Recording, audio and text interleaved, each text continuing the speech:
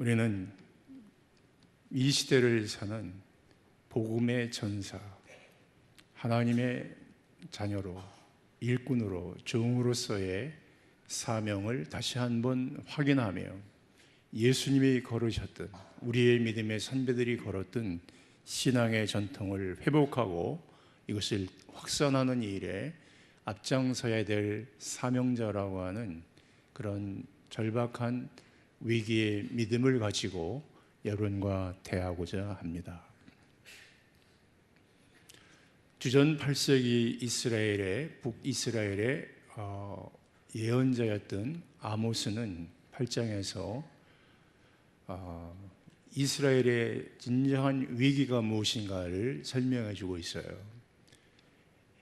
물이 없어 기갈이 된 것이 아니고 양식이 없어서 기근이 된 것이 아니라 하나님의 말씀에 기근이 된 것이 이스라엘의 위기라고 하는 그런 내용입니다. 말씀의 기근이다. 말씀이 없다는 얘기가 아니죠.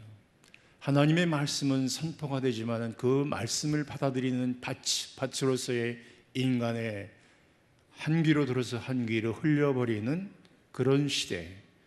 하나님의 말씀은 떨어지지만 그 말씀에 순종하고 하나님 앞에 하나님의 종으로서의 자기의 부족함을 뉘우치면서 회개하면서 하나님의 대언자로서의 자기 사명을 확인하는 사람, 그리고 말씀이 마음이 되고 생각이 되고 정신이 되고 피가 되고 살이 되어서 그 시대를 어둠을 몰아내고 빛을 가져오고 죄악의 사슬에 있는 백성을 풀어 자유케 하는 이 삶으로서의 복음으로서의 말씀을 대언하는 하나님의 사람이 부재하다는 이 사실을 지적하고 있었던 것입니다. 예수님도 말씀하시기를 노아의 시대와 같이 사람들이 먹고 마시고 시집가고 장가가고 사고 팔고 하다가 홍수가 나서 세상을 다 멸하기까지 사람들은 알지 못했노라 말씀하셨고, 누가복음 18장 8절에도 보면은 인자가 세상에 다시 올 때 세상에서 믿음을 보겠느냐. 노아의 시대나 예수님 시대나 인자가 다시 올 시대에 진정 하나님을 찾고 하나님 말씀에 서서 하나님의 영광을 위해서 하나님과 온전한 관계를 바르게 맺고 사는 사람을 찾아볼 수 있겠느냐 하는 그런 도전적 질문이십니다. 실로 어느 시대에나 하나님을 위해서 일하는 사람은 소수예요. 정말 깨어있는 믿음을 가지고 있는 사람이 소수입니다. 지금 단절의 시대, 상실의 시대를 살고 있어요. 말만 우리는 그리스도인이지 그리스도인의 정체성이 뭔지, 내가 누구이며 무엇이며 왜 교회를 나오며 어떻게 그리스도인의 삶을 영위해 갈 것인가에 대한 내 자신이 질문을 던지지도 않고 잊어버린 지도 오래된 사람이 많습니다. 이것은 예수님이 선포하시던 그 시대나 우리의 시대나 거의 비슷해요. 1990년대부터 교회 성장이 둔화가 되고 2000년이 지나면서 교회가 줄어들고 있어요. 서로 설립되는 교회보다 문 닫는 교회가 더 많아지고 있고, 교회 학교 학생 수가 20% 30% 이상씩 줄어가고 있고, 우리는 대책이 없어요.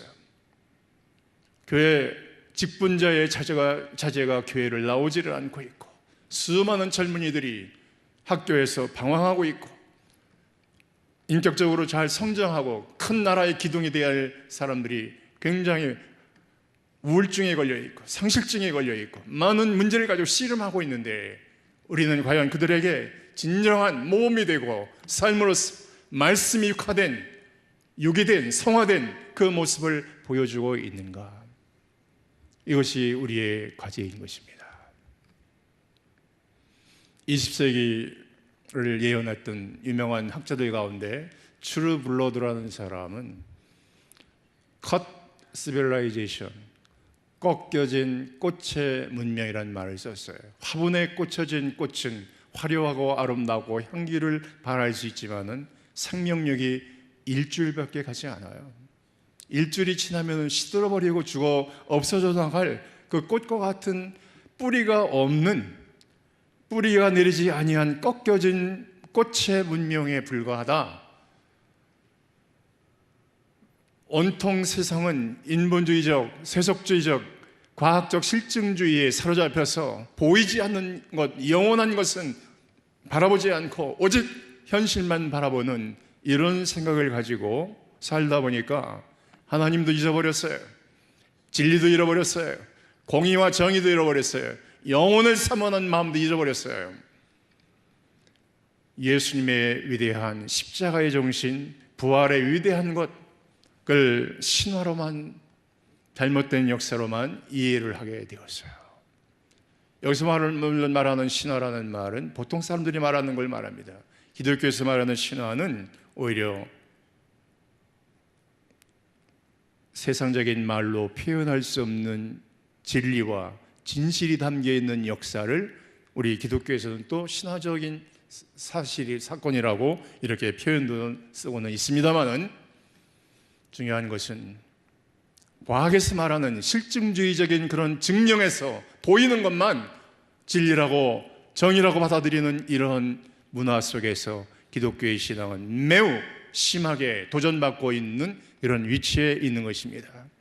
우리는 이런 강한 도전 속에서 무엇을 잡고 유아로부터 구순기, 학문기, 이렇게 유아기, 소년기, 청소년기, 청년기를 이어가면서 하나님의 말씀과 진리로 교육을 받고 하나님의 사람으로 양육받아야 할 그러한 우리의 세대들이, 우리는 교회에 나오지만 그 세대들이 지금 어떻게 살아가고 있는가? 우리는 정말 가지고 있어야 할 예수의 마음, 예수의 정신, 예수님이 살아가셨던 그 삶의 자취를, 향기를 잊어버리고 너무 이 시대에 우리는 빠져 있어요. 이 시대의 가치관이나 이런 것에 우리가 너무나 빠져 있어서 영혼을 잃어버리고 진리를 잃어버리고 그리스도인들이 정의와 공의의 정신을 잊어버리고 한통속이 되어가는 사람들이 많아요. 누가 말하기를 어둠을 보았느냐고 빛에 물었더니 빛이 말하기를 어둠이 있다는 얘기는 들었지만 나는 본 일은 없다라고 말했다고 그래요. 오늘 우리는 너무나 깜깜한 세상이 주변에 많아요. 어두운 세상이 많아요. 이 속에서 우리는 누구를 찾아야 될 것인가?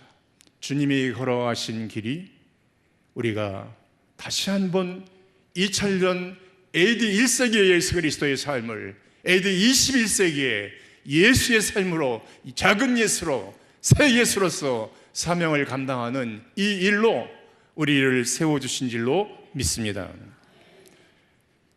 나를 따르는 사람, 나를 믿는 사람은 나를 따르는 사람이라는 거예요.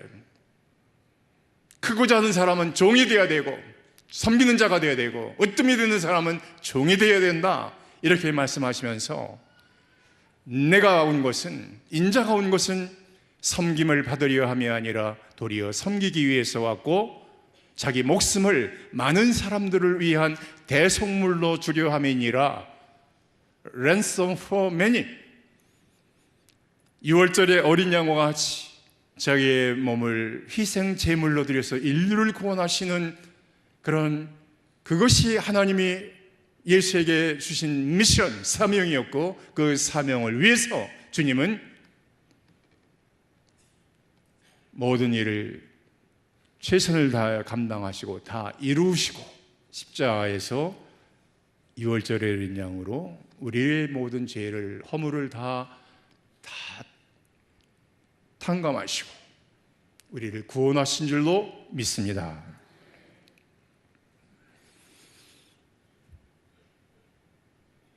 예수님이 걸어가신 삶은 수많은 말로 표현할 수 있지만은 4가지 말로 요약할 수가 있다고 됩니다. 첫째는 남을 위해서 하신 삶이었고, 두 번째는 더불어 함께 사는 위대한 모범을 보여주셨고, 세 번째는 그를 만나는 모든 사람들에게 꿈과 비전과 참 생명력을 불어넣어 주셔서 옛사람이 변하여 새사람이 되는 이런 변화를 갖게 가져오게 하셨어요. 그리고 자기 생 전체를 헌생,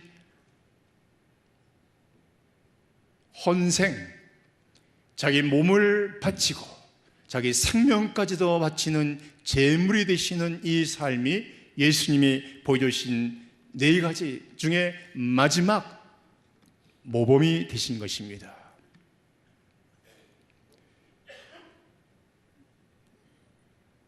공중에 나는 새도 들을 깃들 둥지가 있고 여우도 굴이 있지만은 인자는 머리 들 곳조차 없노라. 입는 옷 한 벌에 허리띠, 샌들, 겉에 거치는 옷 하나, 이것이 예수님의 옷이었고 그의 재산 전부였어요. 밤이 되면은 산에 오르셔서 바위 옆 나무를 붙들고 기도하시고, 미명에 내려오셔서 한적한 들에 나가셔서 또 기도하시고, 그리고 새벽 기도의 원형을 보여주셨는데, 제자들이 찾아오면은 선생님, 사람들이 찾습니다. 다른 마을로 가자. 거기서 전도하리니 내가 이 일을 위하여 왔노라. 말씀을, 천국 복음을 외치시고 귀신 들린 사람을 고쳐주시고 하나님 나라를 전파하신 것이 예수님의 생애셨어요. 나인성 과부의 아들이 죽었을 통곡하는 현장에 참여하셔서 상여를 내려놓고 그를 일으켜 주셨어요. 그 과부의 마음에 기쁨을, 희망을 주신 분이에요. 가나의 혼인잔치에도 참석하셨어요. 잔치집에도 가시고 상가집에도 가시고 바리새인의 집에도 가시고, 그는 하나님의 도움, 하나님의 사랑을 필요로 하는 모든 사람들이 요구하는 현장에 주님은 가셨습니다. 가셔서 그들의 문제를 해결해 주셨어요. 예수님 시대의 사람들은 613개가 되는 규례와 법도와 율법, 조례에 묶여가지고 살았어요. 원래 6,000개나 되는 그런 것들을 서기관들이 연구하고 만들어서 하나님의 10계명을 이렇게 확장을 해가지고 더 철저하게 믿어야 하나님이 이 나라에 복을 주실 것이다 라고 했는데, 자기들도 지킬 수 없는 것을 만들어가지고 강요를 하고 5%도 안 되는 사람들은 의인이고 그걸 지키지 못하는 90% 이상 되는 사람은 죄인이라고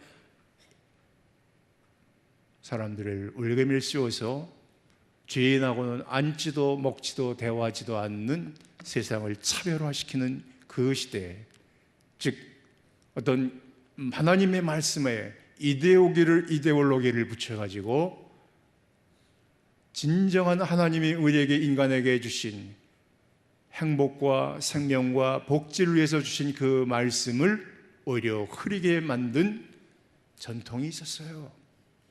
그 예수님 시대예요. 그래서 예수님은 뭐라고 말씀하셨느냐? 내가 온 것은 율법이나 선지자를 폐하러 온 것이 아니라, 폐하러 온 줄로 생각하지 말라. 폐하러 온 것이 아니라 완전케 하려 함이니라.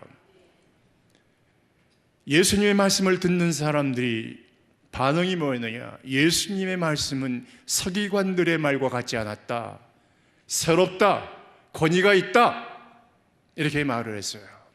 새롭다, 권위가 있다는 말씀의 내용이 뭡니까?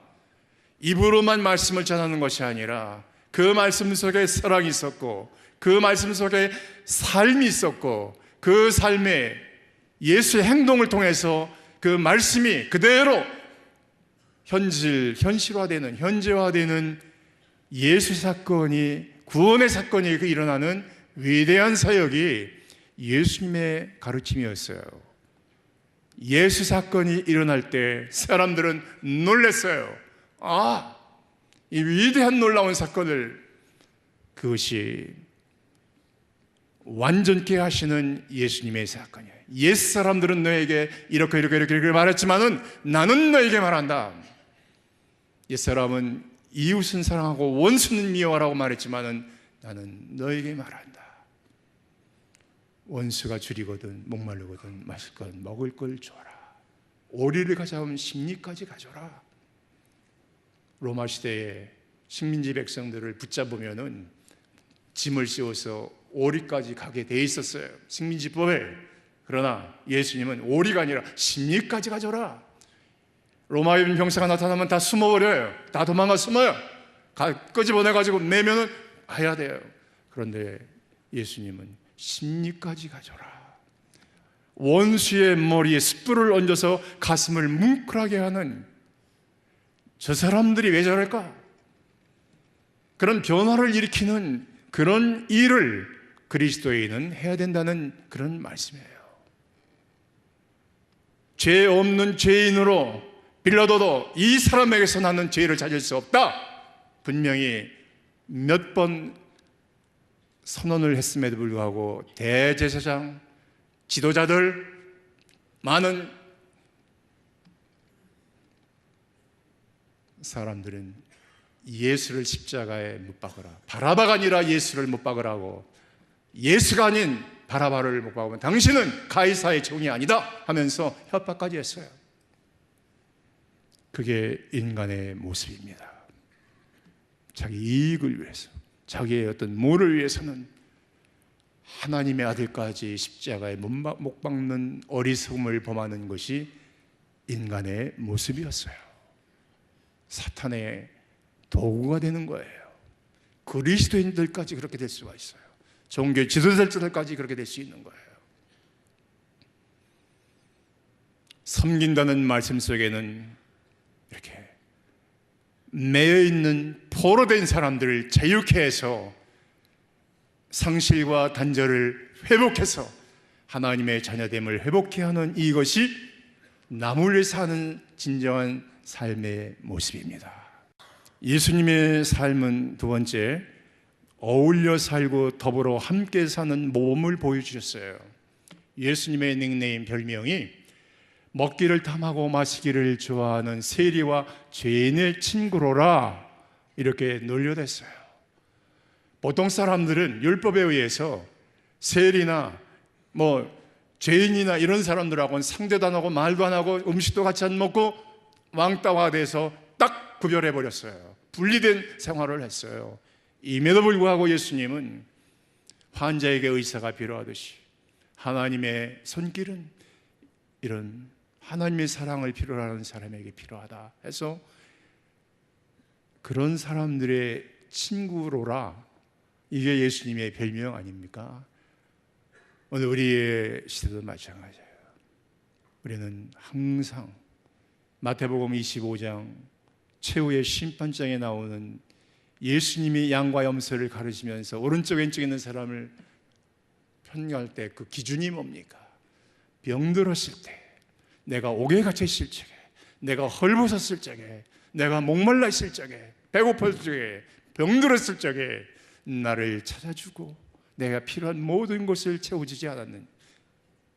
언제 너희들이 그렇게 했느냐 물으니까, 저희가 언제 선생님이 그런 데 갔을 때 있었습니까? 아니라고 할 때, 여기 지극히 작은 자 하나에게 한 것이 곧 내게 한 것이다. 주님 그렇게 말씀하셨어요. 그리고 양과 염소같이 나누시면서 한쪽 사람 영생에, 한쪽 사람 영벌에 처하리라, 이런 말씀으로 마태복음 25장의 심판장이 나옵니다.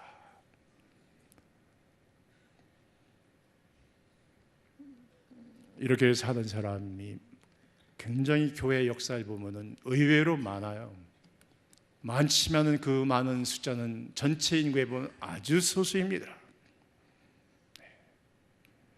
그레고리 1세라든지 엠브로시오라든지 이런 사람, 주교 이런 사람들은, 교황을 했던 이런 사람들은 자기가 그런 직책을 받았을 적에 자기 부모로부터 조부로부터 내려오는 재산을 다 팔아가지고 수도원을 세우고 빈자들을 돌보고 전염병 걸린 사람들을 고쳐주는 그런 일에 다 쓰고, 자기는 은전 잎 하나 남기지 않고 다 쓰고 지옥에 떨어져 있던 백성들을, 지옥에 떨어져 있던 하나님의 교회를 천국으로 끌어올리는 그런 위대한 사역을 했던 교황 또는 주교였던 사람들입니다. 그러나 그렇지 않은 사람들이 너무나 많아요.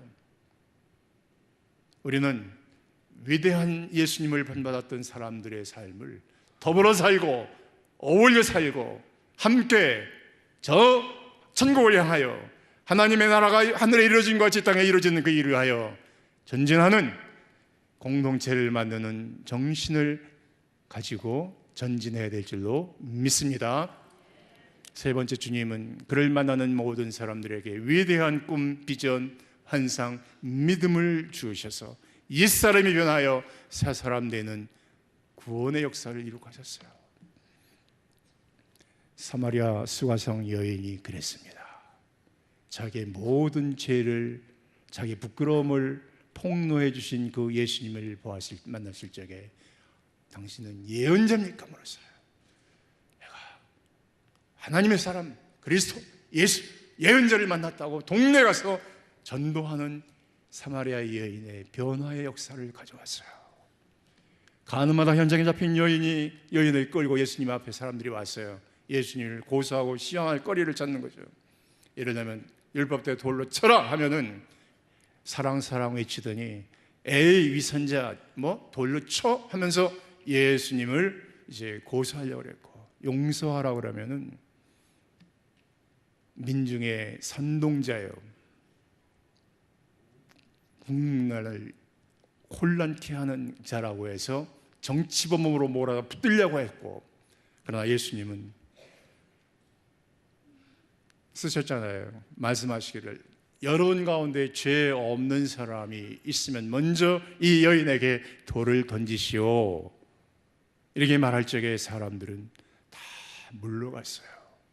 벌벌 떨던 이 여인은 예수님의 말씀, 당신을 정죄한 사람들이 있습니까? 없습니다. 나도 당신을 정죄하지 않겠소.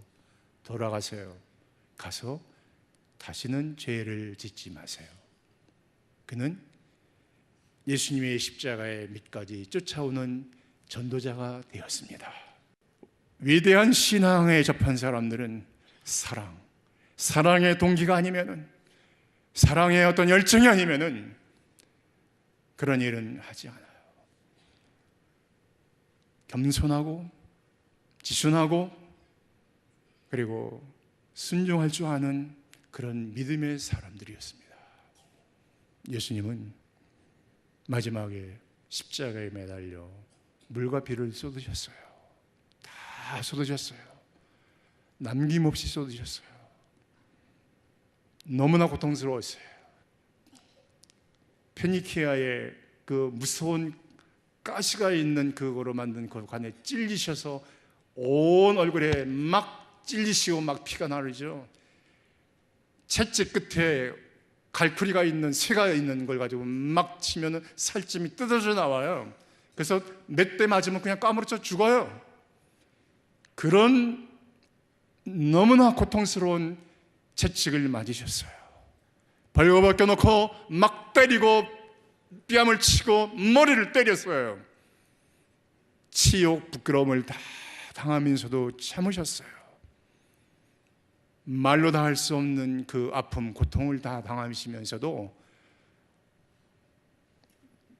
주님은 하나님이 내 뜻대로, 내 원대로가 아니라 아버지의 원대로 하옵소서, 하나님의 뜻에 하나님의 원대로 맡기시고 십자가를 지는 것이 인류를 대속하시는 하나님의 구원사의 구원의 계획이셨기 때문에 거기에 순종하셨어요. 칼을 쓰는 자는 칼로 망하리라 말씀하셨고 오직 사랑으로 인류를 구속하는 위대한 대언자가 되셨어요.